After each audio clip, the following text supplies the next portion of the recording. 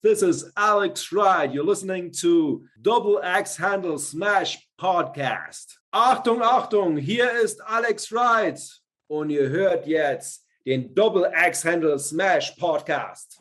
You're listening to Double Axe Handle Smash Podcast with your hosts, two guys you've never heard of.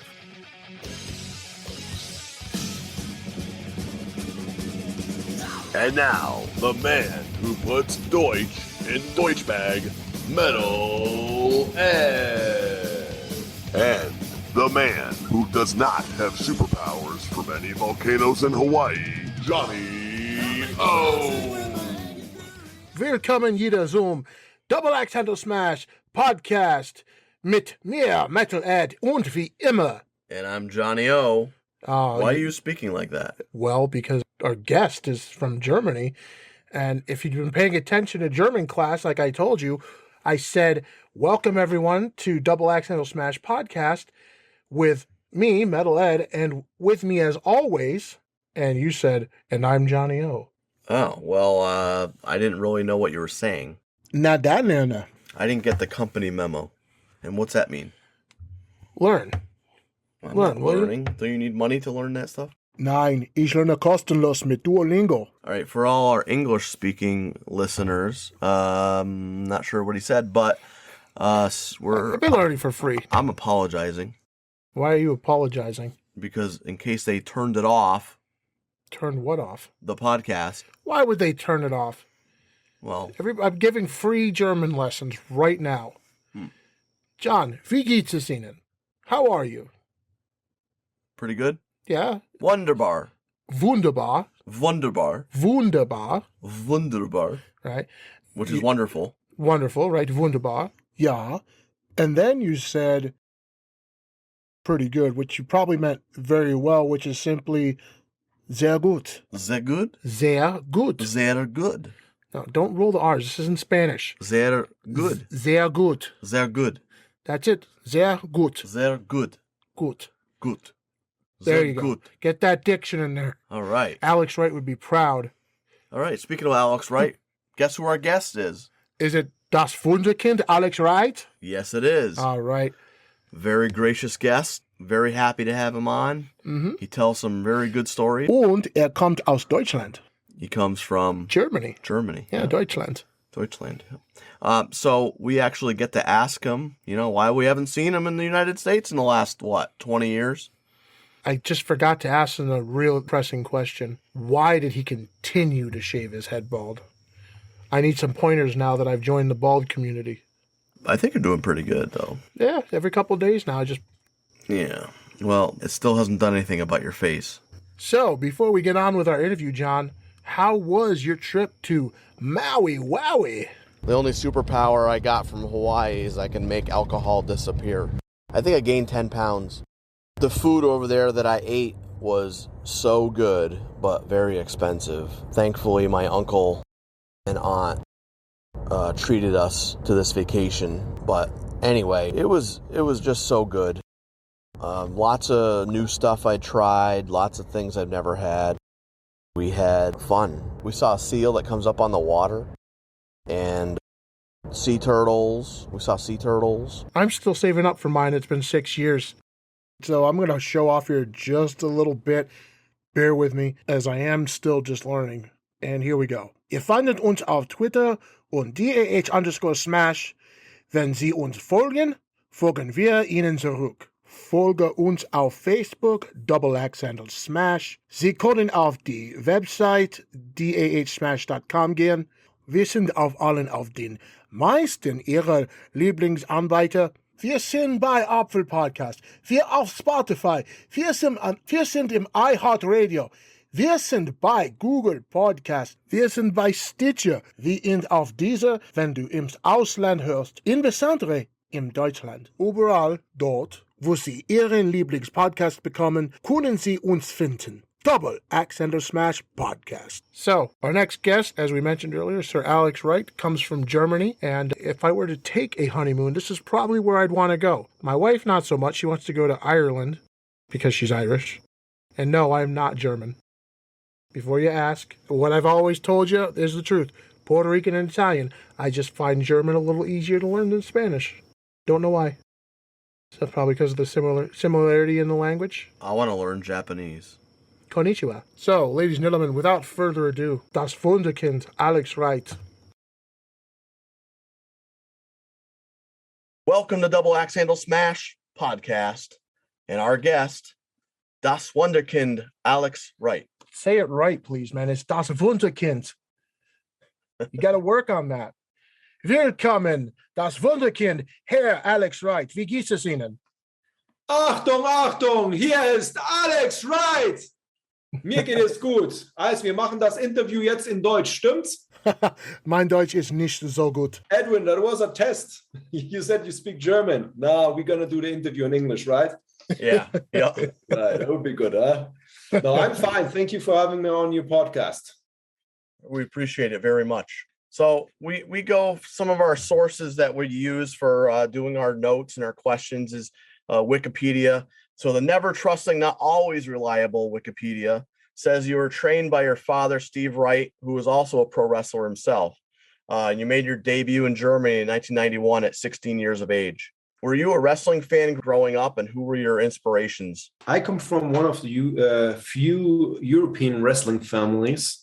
My dad, Steve Wright, he was my trainer, and he also was 26 years active as a pro wrestler. He traveled all over the world. He wrestled for New Japan, for the big companies in Mexico. He wrestled for Stu Hart's promotion in Canada. He wrestled for Vern Gagne in the States when they still had the territories. And he wrestled all over Europe and many other places. He's a 16-time middleweight world champion, CWA. He's a European world champion multiple times and a tag team European champion multiple times, and he holds a lot of many more titles. And I grew up on the road. I don't have to tell you what that means, but I traveled in the caravan. We stayed beside the tent or the arena, and the best place for me as a kid was the ring, the best playground. And every morning I said, hey, come on, Dad, let's go to the ring. And before even that, he took me as a baby to the ring. I think I did my first crossbody at the age of 3. So, he was my trainer, and I'm very grateful for that. And also my uncle, Bernard Wright, he also traveled the world. He was a very successful wrestler. And the foster father of my father, Mr. Ted Badley, he was also a wrestler, promoter, owner of a wrestling school. And he trained also the WWE, or at that time the WWF tag team champions, the British Bulldogs. So in your travels, though, as you were growing up, I mean, you must have met people, obviously, like Dynamite Kid and Steve Regal and Robbie Brookside. And obviously you just said Ted Bentley. What was that like? I mean, did you meet the Dynamite Kid when you were younger, and do you know him?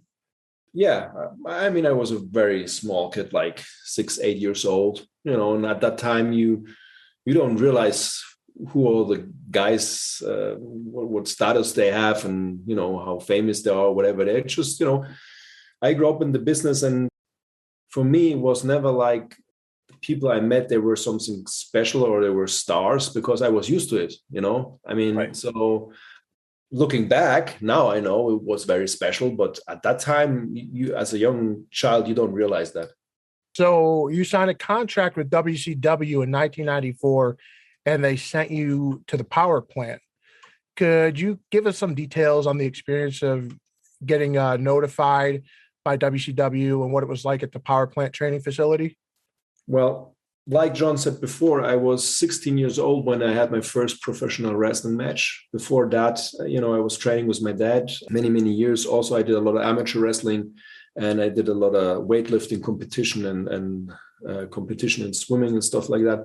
And because I was so young, I was one of the youngest wrestlers worldwide and the youngest in Germany. I got a lot of media attention. I was invited to a lot of big tier talk shows on TV and stuff like that. And at the age of 18, I was invited to a show which was called Schreinemakers Live, and they had the topic wrestling, pro wrestling, and they invited also Johnny B. Bad and Sting and the tour manager of WCW, because they had a German tour going on at that moment. And after the show, they invited me to that show in Munich.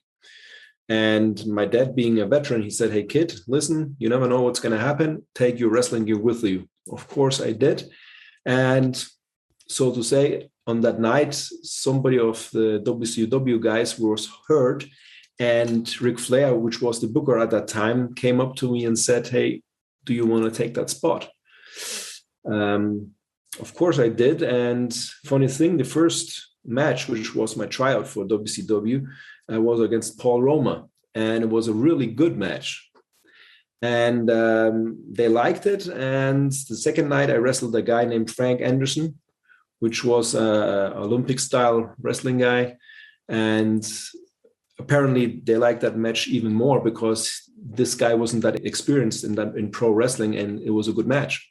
So Flair asked me if I wanted to finish the tour with them, which I did. And at the end, they had a surprise for me. Eric Bischoff flew in, and they asked me if I would like to come to WCW. They offered me a contract. And I had to decide at the age of 18 if I'm going to move to a different country, which of course I did. You know, it's a chance of a lifetime. And I always said to my dad when I was a little child, "Hey, one day I'm going to go to the States and I'm going to wrestle there." And it was just great getting a chance like that. And I'm very grateful for this chance because it was one of my best times of my life living and wrestling in the States. Now, did you grow up learning English as well, or did you have to learn it kind of on the fly on your way here? Well, you know, in our school system, everybody learns English, but I was, so to say, a pretty lazy bugger. And, I didn't see why I should learn English that good. I mean, I could speak English pretty well because, you know, playing with all the kids from the other wrestlers. But, you know, it wasn't that good because at home I refused to talk English. You sound like me now. I refused to talk English because I would just talk German, and it was just the easier way, you know, for me, because living in Germany, it's the easier language to speak. But when I came to the States, you know, I had no other choice because the language is English over there, and watching TV and being around all the time English talking people, you pick it up real fast, you know. And you had to be able to speak to the wrestlers you're in the ring with to communicate, right? Not necessarily. If you know how to wrestle, you can do a match without talking, but it helps, yeah. Well, I was in wrestling school, and the only way we learned was the talking in the ring. We didn't get to the point where we could, you know, do the other. So you learned how to call in a match, basically. Yeah, basically, yeah. But we didn't learn. Well, that's very important too. You know, at a certain point, you need to know how to call in a match, you know, to be safe. But you know, sometimes or nowadays, I see it a lot that people talk from A to Z everything. You know, they don't, and you really, that's not how I understand wrestling, because if you plan everything ahead, you can react to the crowd. Yeah. You know, and then if you forget something, you get like really, you know, confused and, you know, fuck ups, you know, and stuff like that. So the best thing is to have a good, solid, professional wrestling school, which teaches you to wrestle without talking. And then they learn how you do the calling and stuff like that. That's the best, because then you can wrestle anywhere in the world with no problems. Just out of curiosity, when you were at the power plant, who were the trainers at the time? The head trainer was Jody Hamilton. Yeah, the assassin. Exactly. And co-trainer was Buddy Lee Parker. Mm-hmm. A very tough guy. And the reason why they put me in the wrestling school is not to that I need to learn the wrestling. It's just on the TV, you just have so many spots, you know, and there was no free spot for me at that time and no storyline or whatever. And that's basically like a parking lot.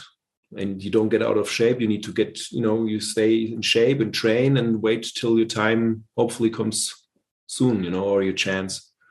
But it was a good time. I mean, I still picked up a lot of new things. I mean, you never, how you say in English, you never know everything in wrestling. You always learn something new. And that was the same in the power plant. I'm very thankful for that time also. They were very tough. I mean, they kicked your ass. They try to break you. Right. See who stays and who goes, exactly. Right? I mean, I saw a lot of people come and go there. One of the things that nowadays we all know that, like, the Japanese style wrestling is called strong style. They have a European strong style, and then they have the American wrestling. What's the difference between wrestling American style to the European style to the Japanese style? Nowadays, it's not that much of a difference anymore. I mean, back in the days when my dad wrestled, there was a big difference because in the UK, they were very technical wrestling. In Germany, also then mixed with power wrestling, and there was not a lot of entertainment, no promos, no light and music, fancy stuff, no storylines. It was just a match. And Japanese style, of course, a strong style. It was the best place to wrestle for New Japan for me because I like that sportsmanship and all that tough stuff.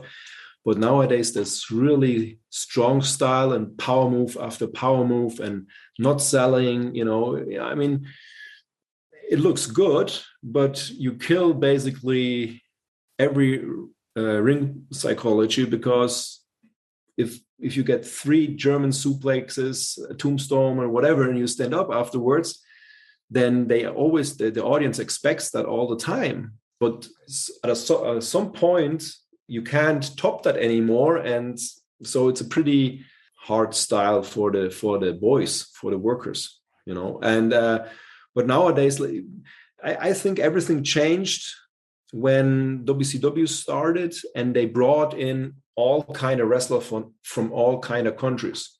Like Regal. After Regal, I came. It was a European style. Then they brought in Finlay, Brookside and stuff like that. And they had Eddie Guerrero, Chavo Guerrero, Rey Mysterio, Conan. They brought the Mexican style. Then had Ultimo Dragon and all. They brought all the guys from all over the world, and the people or the workers pick up stuff from the other workers. Like when I started, the only guy who threw European uppercuts was Regal and I. Then later on, Eddie came after me. He threw them. And then you saw WWE suddenly all kind of guys, Randy Orton throwing uppercut and stuff like that. It's like it develops. The business develops, Right. So they finally get you on TV on September 3rd against Brady Boone. And you debut as Das Wunderkind Alex Wright with techno music and dancing. What was the creative process of your character? Who came up with the idea of the dancing Das Wunderkinds? Okay, the dancing, the connections, or how you say, the dancing and the wrestling, that wasn't the plan. In Germany, when I was like 16, 17, techno was very big. It really started at that time. In any dance clubs you went, there were like techno parties.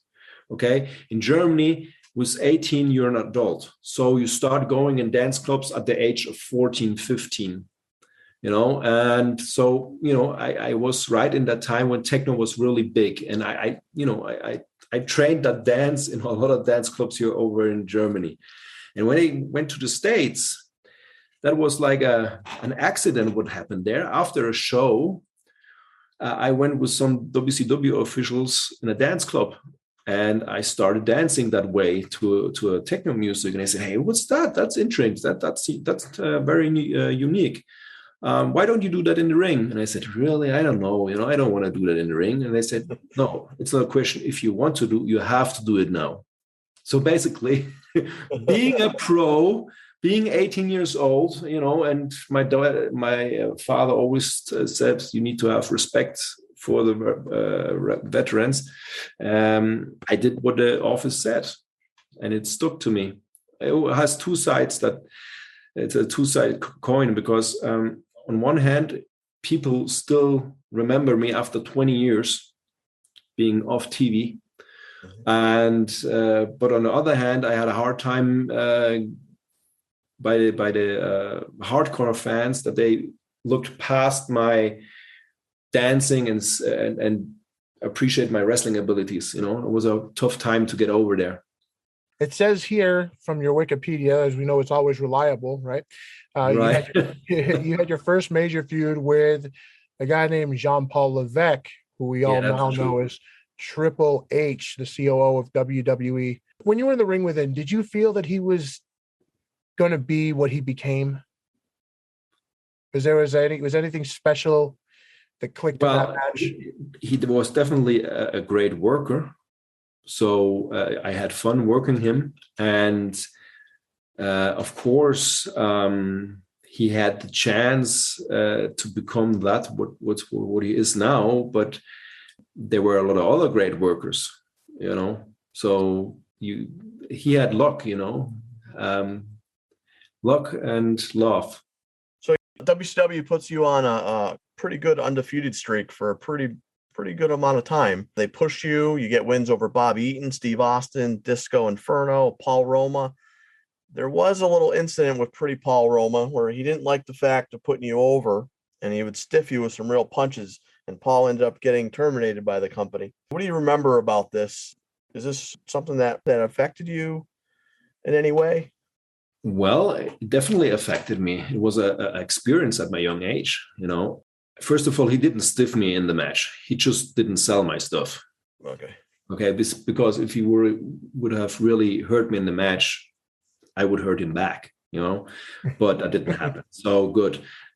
Because I did a lot of tournaments in amateur wrestling. I'm a 7-country champion amateur wrestling.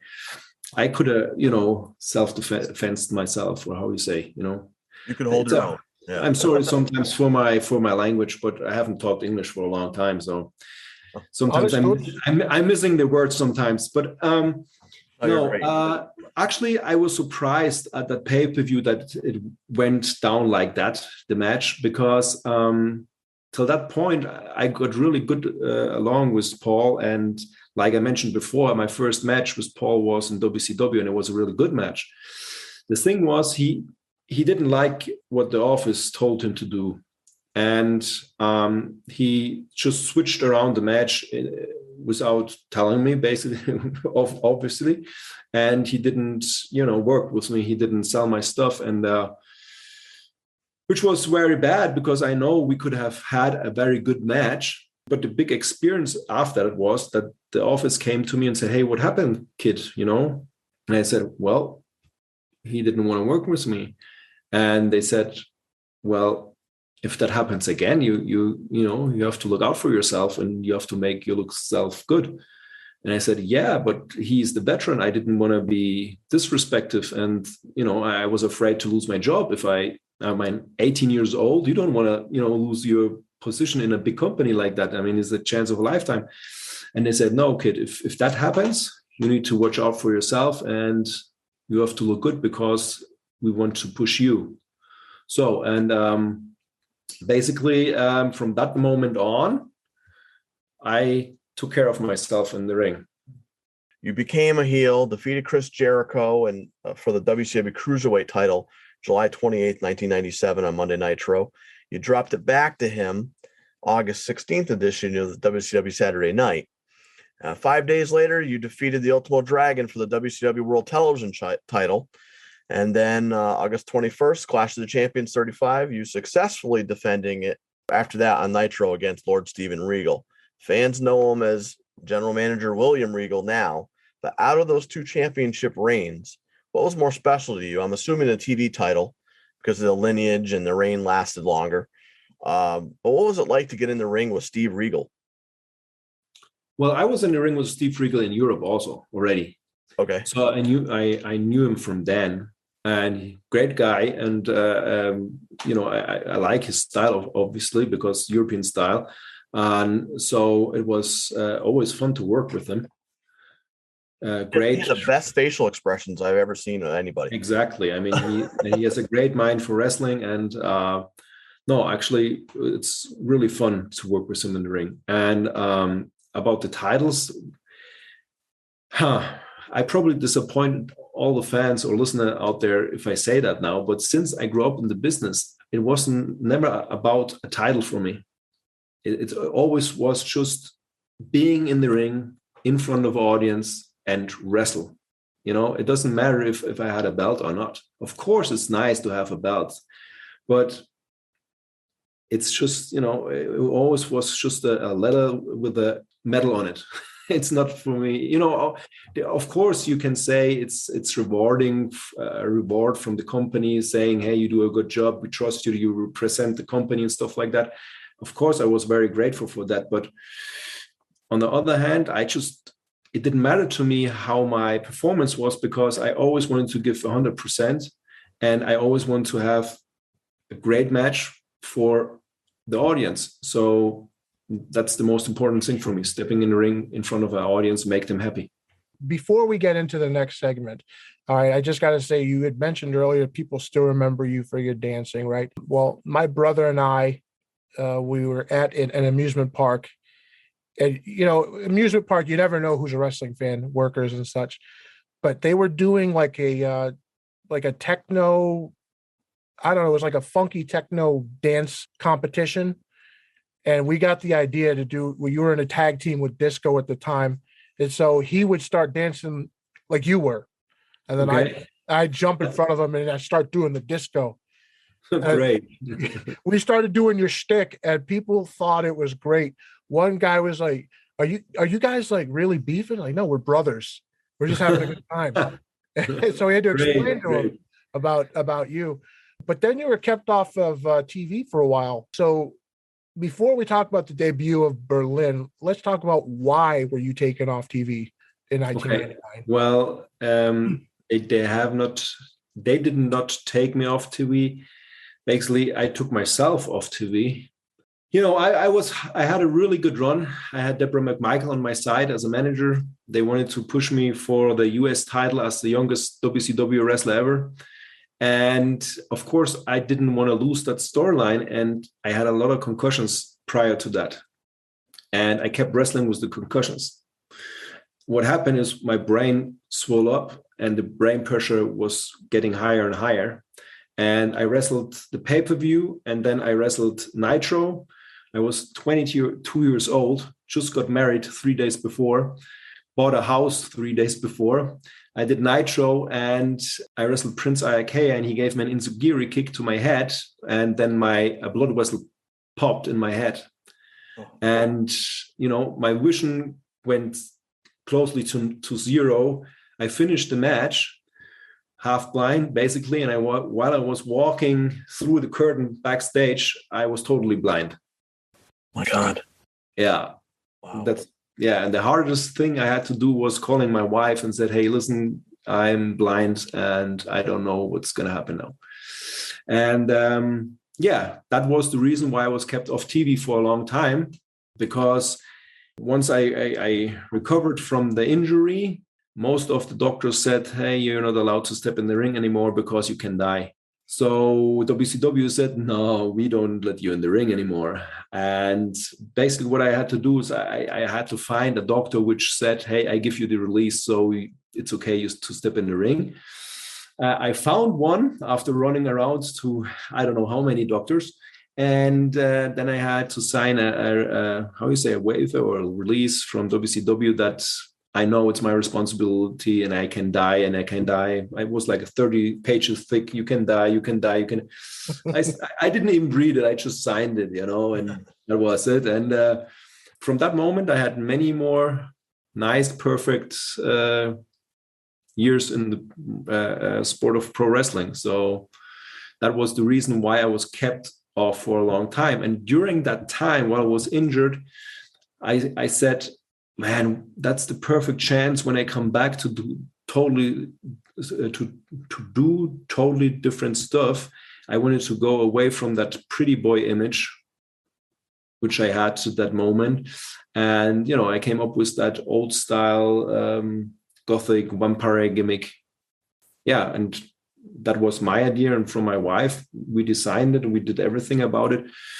And then one day I just walked into the WCW office and cut a promo on the WCW officials, and they didn't even know how to react to me because they didn't recognize me, because it was such a drastic change. And DDP was so happy about this gimmick and Dusty Rhodes that they said, hey, that's a great idea. We're going to do this. I remember during one of your first promos, Gene Okerlund kind of ruined the mystique by saying, well, we know you wrestled here before. Was that something he was supposed to do, or do you remember? I don't know. I think that the debut of Berlin was one of the best debuts in a long time, a lot of people said at that time. But the thing, what they did wrong, in my opinion, was they should have kept my name Alex Wright, and they should made a storyline why I changed. So it's realistic and the people can follow that transition, instead of saying, oh, this is a new guy or whatever, or like, first do it like that way. As soon as I take my sunglasses off, everybody knew it was Alex Wright anyway. And, and that's the reason why Gene probably said that, because he didn't want to stand in front of a camera like an idiot, because that was just not smart doing it that way. The gimmick had a lot of potential, but it certainly did. It was just unfortunate that was kind of heading towards the tail end of WCW, and they were doing a lot of things wrong. Yeah, that's very true. Yes. Yeah, the management in WCW was not well in the end there. So they put you in as Berlin. They had you like a bodyguard, the Wall. How's the Wall to work with? I mean, did you know him very well at all, or just from the power plant? Well, I wouldn't say very well, but he was a really good guy, really nice guy, polite guy, friendly. And at first, when he joined WCW, he traveled with me the first 1 or 2 months, and I got to know him a little bit. And like I said, he was a really nice guy. And then he started traveling with other people, and but anyway, working him was very easy. I mean, he was still green a little bit, in my opinion. He needed to learn a little bit more, especially to protect himself better. I mean, I did a dive across body from the top corner outside on him, and he took a bump on the concrete, just like in the ring. Oh. And his head bounced on the concrete, instead of doing the slowly fall, to the concrete. And that's just stuff which, can kill your career in a moment, not knowing that, I want to talk about the Buff Bagwell incident, but before we do, there is something that I do want to talk to the audience about. John and I are two nobodies that you've never heard of. But I want to be somebody. Well, we are gaining steam. Okay. Why don't you tell them how? Well, we signed up with Buzzsprout. With Buzzsprout, you can create your own podcast. And that means anybody can do a podcast. All you need is a decent microphone, a computer, and a quiet room. I use an MSI Aegis computer with a K-Fine K690 microphone. All you need is an idea. Anytime I ever had a question, I always emailed, and they always got back to me within the hour. Their amazing customer service will guide you through every step of the way. Whether you don't know the difference between a wrist lock and a wristwatch, or you don't know the difference between a web browser and a web page like Johnny O over here, Buzzsprout will help you. With Buzzsprout, we were able to get our show on all the major podcast networks, including the one you're listening to right now. Podcasting isn't hard when you have the right partners. You'll get a great-looking podcast website, audio players that you can drop into other websites, detailed analytics to see how people are listening, and tools to promote your episodes, and much, much more. And if you follow the link in the show notes, it lets Buzzsprout know that we sent you. So that will get you a $20 Amazon gift card if you sign up for a paid plan. But seriously, guys, the team at Buzzsprout is passionate about helping you and us succeed. Join over 100,000 podcasters already using Buzzsprout to get their message out to the world. Go to www.buzzsprout.com to learn more. Now, let's talk about the incident with Buff Bagwell at Fall Brawl. You guys were supposed to have a match. Allegedly, he didn't want to put you over, and they replaced him with Hacksaw Jim Duggan. And then for some reason, he refused to sell any of your offense. So what happened there? Is that something you feel comfortable talking about? Do you want to talk about that? That's fine. I mean, it's on YouTube anyway, so fuck. No, the thing, till that point, I always got along very good with Hacksaw, and even afterwards, there's, I still have a much respect for that guy. The thing is, that was the time of WCW where everybody was afraid of their job and their position because the management changed around. Nobody knew who's going to be the boss next week or next day or whatever, and you had certain guys that told Hacksaw this, and then you had certain guys they told in the totally different, and he basically probably thought the best thing is to protect his gimmick in that way he did, which of course was not good for the fans, not good for the business, and not good for the match. But that was, I would say one of my not very favorite experiences in pro wrestling. Was that when Vince Russo was put in charge? That was about the time, yeah. I mean, Vince Russo should never been a boss or a booker or anything like that. Not in WCW. I mean, he did a good job in WWE, but not in WCW. And what about Buff Bagwell? Was there any bad blood between the two of you? No, I did not took that personally because me and Bag were friends, and that's just business. He thought this not he thought probably that it wouldn't help him in his career or would damage somewhere his career, and he decided to say no because he was not happy with the status or whatever. So that's fine with me. Better you say no than have a match and it turns out to be a shitty match like with Hacksaw. That's right. Not good for anybody. Well, then eventually your bodyguard turns on you and you guys enter a program, but suddenly you disappear off of television. Was that another injury? What happened there? Well, the thing is, when I went to the States at the age of 18, I was very quiet and respectful. And my experience was that to get taken serious at the age of 18 or then at the age of 20, you need to speak up for yourself, still in being respectful, but you have to speak up for yourself. And I developed a little bit a hothead.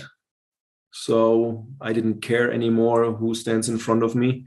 And I just spoke what was on my mind. And that was not very good sometimes, and as a penalty, or they put me on the side. And is that when they decided to take the Berlin gimmick away? Because you came back as just Alex Wright. Well, that was when Vince Russo came in the company, and in my opinion, or I just guessed that the reason why they canceled that gimmick was because it was under the regime of Bischoff. He brought it in the company, and this gimmick really worked very well. I mean, as soon as I did Berlin, there were huge reactions, and it was really over at that moment. And for some reason, Vince Russo didn't like that there was an idea still working from Bischoff, I guess. We had Sonny Ono on a few weeks ago, and he alleges that Vince Russo stated he no longer wanted foreign talent in World Championship Wrestling at that time. I believe if you look up the clip, he says something to the akin of, if you want Lucha Libre, go to Mexico. If you want strong style, go to Japan. Of course, I'm paraphrasing, but do you think that had anything to do with the decision? Who said that? Vince Russo? Yeah, Vince Russo. He got sued by Sonny Ono, and Sonny won. Oh, really? Yeah. Maybe I should do that too. That was a long Thank time you. ago. Thank you, Sonny. Might be a little late on that lawsuit. I think it was settled. I don't know. That's the first time I hear that, but I mean, it could be true. But I didn't get along with Vince Russo because, you know, he came to WCW and he tried to tell the workers, everything you guys do is the shits, and I know it better. But he never did a match by himself. Yeah. You know, so he had no experience. He had no, you know, how could he tell what works and what didn't work? I mean, if you tell the guys, hey, you're not allowed to take a rest hold, you know, it's you know, it pissed a lot of guys off. That's kind of. I'm sure you're talking about a guy who put himself over as champion. So you know. Yeah. You know. I mean, you know. I don't want to say that he did it on purpose, that he damaged WCW or whatever. I mean, I'm sure he thought he's doing it the right way, but he totally forgot at that time the audience was WCW audience. It was not a WWE audience, a totally different product, you know. So kind of trash storylines worked not in WCW. They liked more the cruiserweight, the tough storylines and stuff like that. It was a different crowd, you know, and he changed that. You and Disco Inferno eventually win the tag team titles as a tag team called Boogie Nights. Yep. You won them from Natural Born Thrillers, Sean O'Hare and Mark Jindrak, at the Millennium Germany. That was what, 2000, 2001? Now I feel really old. Thank you, John. I feel old. You're not too much higher than I am. I'm 41, so not too much. Wait till you're 46. Believe me, you will talk differently. So you won the titles. Disco ends up getting injured, and you and Elix Skipper, the substitute for Disco, lost the title to Chuck Palumbo and Sean Stasiak.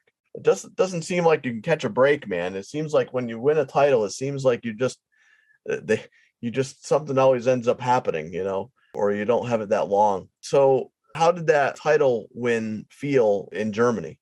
Well, in Germany, it was a great moment for me because the WCW weren't that often in Germany, and it's always nice to wrestle in front of your home crowd and win a title. Plus, you know, so that was a good moment, really good moment. But like I said before, it was never about titles in my career. I always just wanted to give my best and wrestle in front of a crowd and have fun, and that's the most important thing. So I wasn't upset when I lost the belt again. So plus it was really a hassle with the tag team belts. You know, you're traveling a lot on the airports every time. Beep, beep, beep, security, you know, you had to open your bag and then, you know, all the people came, oh, can we get your autograph and shit? And I had to plan my traveling plus an hour earlier being at the airport just to compensate, you know, the way through the security. So I want to wear the belt around their waist and take pictures with you. Yeah. So from that point on, I just was happy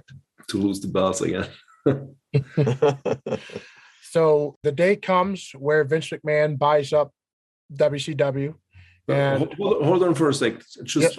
I just want to make a point of saying that here, but I'm still very, very thankful and grateful that WCW gave me the chance to wrestle for this company, experience that what I did in that company, travel all over the world, you know, and plus giving me the belts. I mean, it's like I said before, it's still a big reward for me, you know, but it was not for me about it.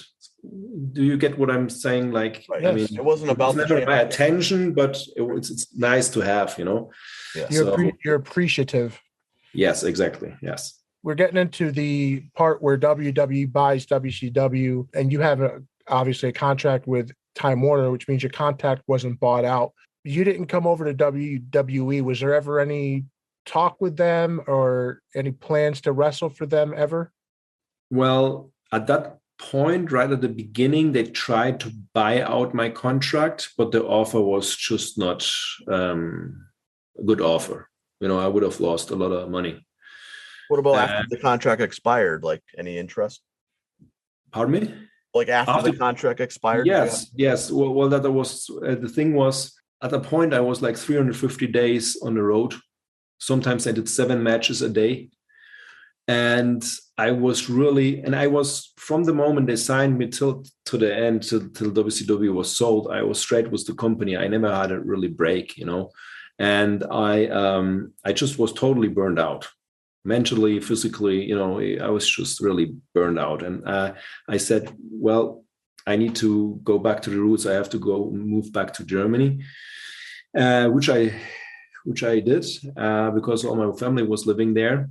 And at that time, WWE contacted me twice and asked me if I want to join them. And I was very grateful and thankful and very honored. But I said to them, listen, if I can't give 100% for you as a promoter, for all the fans out there, and for myself, I do not want to step in the ring at the moment. So I told them twice, no, I can't. I assume they didn't try to contact you after that? Well, if you say twice no to WWE, then you have to contact them again.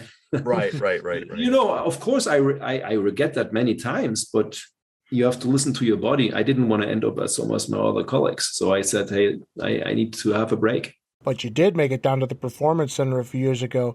How did that come to pass? What were the events leading up to that? What was the experience like? Well, I have my own wrestling school in Germany, and I'm booked for a year ahead. And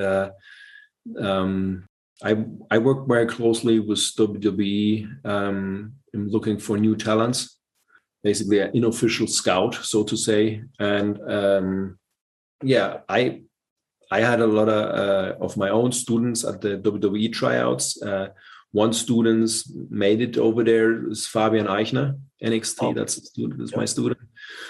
Many others became offers, and then they said, "Hey, listen, why don't you come over and be a guest trainer at the Performance Center?" And that was a very nice offer. And I miss the States anyway. I miss the country, I miss the people, the lifestyle. Right. So I said, "Hey, that's nice." Plus, it's really also a reward being a guest trainer for the biggest wrestling company in the world. If WWE or AEW would call you right now, would you be ready to go? Would you be willing to go? Okay, I would be willing to go, definitely, and I would be ready to go, of course, yes. There's no doubt in my mind that I could still have a few more matches, yeah. I would love to see it. Yeah, me too. I would. Maybe we can make it happen. Okay. Maybe somebody will be listening and say, "Hey, wait a minute, Alex Wright, I remember him." Right. No, wrestling is in my blood, and I love wrestling. I always been around wrestling. After my active career, which I never officially retired, it just happened. Life happens. I started my own wrestling school. I started my own company. I had, as the first German company, I had 3 TV deals over here. So I was pretty busy, and I didn't want to disappoint all my students and the wrestlers over here if I just went away again into the States, So that was the main reason why I didn't came back so far. When was your last wrestling match? In front of a crowd or in front of a crowd? Oh, that's a long time. Really? I would say 10 years. Oh, wow. Yeah. Yeah, that wouldn't be the problem, believe me. So before we get to the last part of this, which is the fun part, we call it, we love to hear stories about ribs and jokes, practical jokes that wrestlers play on each other. Do you have any stories for like ribbing stories? Well, I have many stories, but the thing is, what's the age? Oh, it's don't worry. Don't worry about that. Do not worry. We have an explicit content warning on our podcast. So Oh, okay. just No, nothing raunchy though. Nothing too raunchy. Okay, no, I mean the funny rips are always those rips which are played to guys you like, and the bad rips are played to the guys you don't like. And a funny road story is when I came to the States, like I said before, 18 years old, very quiet, very respectful, first time on the road. I traveled with Johnny B. Bad, which I have to thank for him a lot, because he helped me a lot, with traveling and getting apartments, house and stuff like that. I mean, he's a great guy, and he was the guy who said, "Hey, listen, why don't you travel with me?" Because at the age of 18, I wasn't allowed to get a rent-a-car, and so he gave me a ride. And in the other rent-a-car was, I think, Bagwell and Sting, and they stopped at the gas station, and all, Sting, Bagwell, and Johnny all went inside, and they came out with some bags. Okay, I didn't think of anything, special or whatever. So we drove through the city, and suddenly Bagwell and Sting pulled aside, rolled down the window, and then the next thing I saw were just milk flying on our car and eggs flying on our car and all kind of stuff. And I was shocked. I said, "Johnny, what are they doing?" And he said, "Everything okay?" And he pointed at the bag beside me, and he said, "Take out the eggs." And then they had like a little fight going on while they were driving through the city, and I was like, wow, crazy guys, That was a very, very memorable experience for me as a young kid. Yeah. We'll have to ask Mark when we have him on about that. Yeah. I don't know if he even can remember that. It's a long time ago. You'd be surprised though. Sometimes you bring something up. We've had guests say, "Oh, if you talk to so and so," and they remember it, but they remember it different. So, so we get to this part. We call it rapid fire smash. Johnny, hit him with the deets. All right. So I'm going to ask you a few questions that are silly, and you just answer however you want. Rapid fire smash. All right. Favorite match? That's a lot of times fans ask me that question. What's your favorite match? What's your favorite opponent? Or stuff like that. It would be unfair to all the great workers I worked or I had matches with, because I had great matches with Eddie, with Dean, with Jericho, Kidman, all those guys. So I really can't tell. All right. It's probably the similar thing. Favorite opponent. Come on, John. It's my turn to ask. And I wanted to ask him like this. Wer war dein Very good. It's so bad. I need to practice more. Wer war dein Lieblingsgegner? Sehr gut. Soll ich dann auch in Deutsch antworten? Also mein Lieblingsgegner war... Now, what did you just say? I believe he said, let me answer in German who my favorite opponent is. No, it's the same like before. I like the cruiserweight style because it was the technical style. So all guys who worked that style I really enjoyed. But also I liked to work Ric Flair or Arn Anderson, because it was like a walk in the park. They are so great workers and entertainers. So I can't say any favorite worker I had. How about the worst match you ever had? Well, we have Hacksaw Wright, and we had Paul Roma. I think those two are really bad matches. And then I had one more match, but I don't know the opponent's name anymore. I was like in a taping, Saturday night taping, because that guy didn't want to work with me either. So, all right. What is your favorite pizza?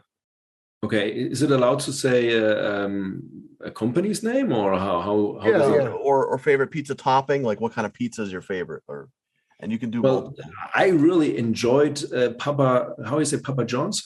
Papa John's, yeah. Yeah, great stuff. I mean, the first thing when I went over there as a guest trainer, I bought a pizza I hadn't had in 10 or 15 years. Because the thing was, I really kept my diet really strict when I was in WCW. I mean, I had like 8% body fat, which meant no fat at all. And when I had a cheat day, like once a month, then I ate pizza, Papa John's. Does pineapple belong on pizza? Yes. Oh no. Hey, that's a German thing. You don't understand. But I like sausage and all kind of stuff on pizza, not just that, you know. Meine Familie kommt auf Italien. Oh, very good. Federico. Okay, where at? So my taste for pizza, there's no pineapple for me. But I like it. Welches ist das beste deutsche Restaurant in den USA? The best German restaurant in the USA? Mm-hmm. Yeah, I'm sure you've been to USA, German restaurants in the USA, right? No. You haven't. No, I never had found one. Do you guys know any? Yeah, there's a place I eat at a lot is called the Munich House. Really? Okay. Yeah, they serve schnitzel, spätzle, all kinds of stuff. Klöße, The round big potato balls. No, they don't serve those. No? It's mostly schnitzel, spätzle. They have like homemade kartoffel chips, Okay. stuff like that. They make. I tell you what, it's a fake. Well, no, the old man that works there is definitely German. He speaks it very fluently. Maybe he's Austrian. Because schnitzel is more Austrian. Österreich. We're up in Springfield, Mass, by the way, so it's not that far away from us, that restaurant. It's in Chicopee. It's down the road. Chicopee, Yeah. I work right across the street from it. I eat there all the time. In fact, I had Ram Schnitzel for lunch like a week ago. It's good stuff. What's your favorite food? Pizza. Pizza, okay. I love pizza. Yeah. But do you like steak or I really enjoyed Outback, you know, in the States. Mm-hmm. I liked Outback or where did I eat? Longhorn Steakhouse, Texas Longhorn. Yeah, Texas exactly. Stuff. Yeah, exactly. I really enjoyed.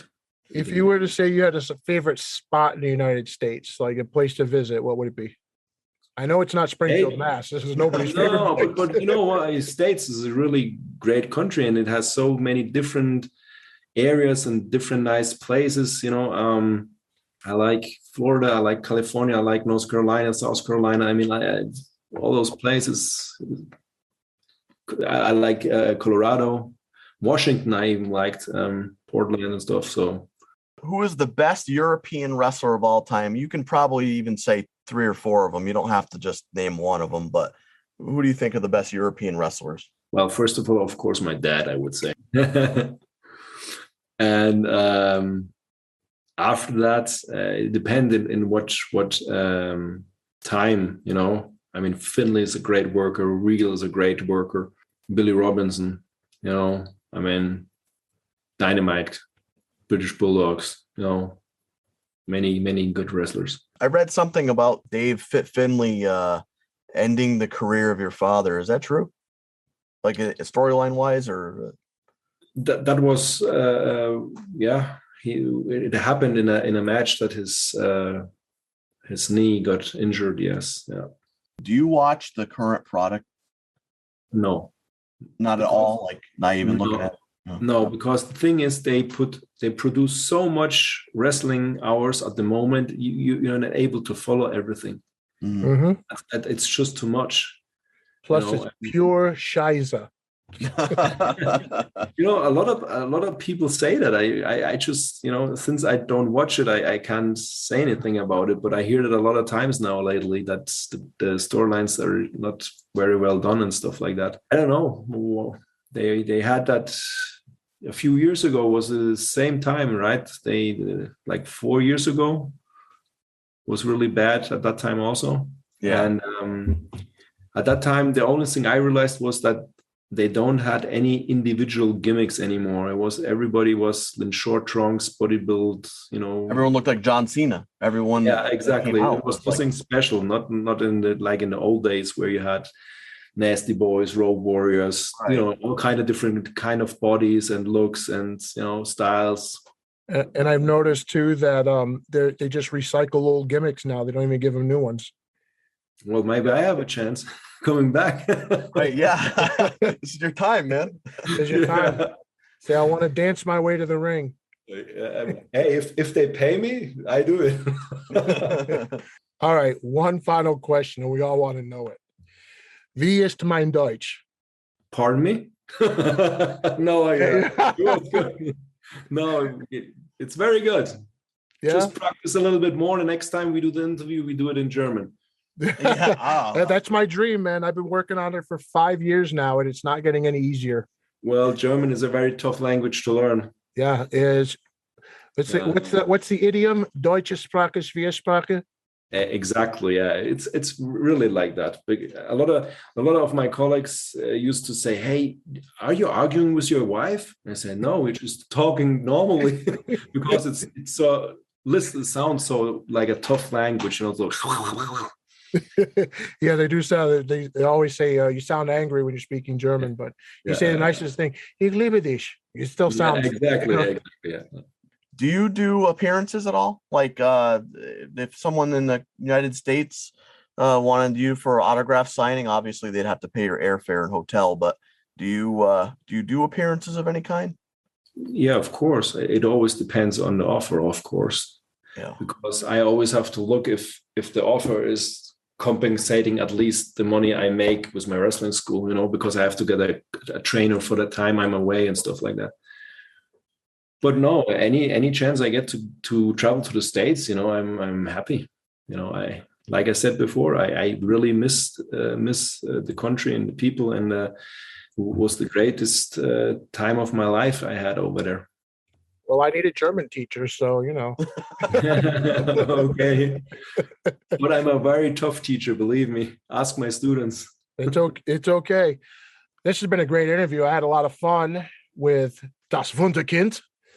Yeah, great guest. We really appreciate this. I would love to have you on again. Yeah, you miss the States, and we miss you, brother. It was you had a great wrestling career. I used to love watching you on WCW.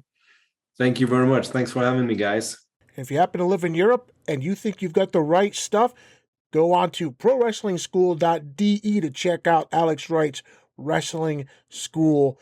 That's prowrestlingschool.de. The description will be in the bio. Thank you for your time, sir. As they say, I believe since we're not in person, it's Auf Wiederhört, correct? Exactly. You're doing very well. Thank you so much, Alex. You've been a pleasure. Thank you very much for having me. It was really fun.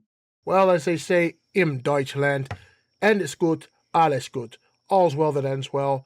Vielen Dank, Alex Wright. Many thanks. John, why don't you hit him with the deets for the next program? Our next program was going to be a non-interview episode. We're going to be doing the greatest wrestlers of each decade, okay? And kind of in the same show, we're going to be doing the greatest pay-per-views of all time. Kinda or in the same show? In the same show, we're doing it. Okay. You got to be clear here, because kinda means maybe. And so definitely going to be the best pay-per-views and greatest wrestlers from each decade in our 40 years of living, right? Yes. All right. Yeah, we're not going to talk about the 50s, 60s, 70s, the 1800s. We're not going to talk about any of that. No. We're starting around 1980. 1980, when wrestling was cool. Until next time, I'm Metal Ed. I'm Johnny O. Tschüss an alle. Danke fürs Hören. Bye, everyone. Thanks for listening.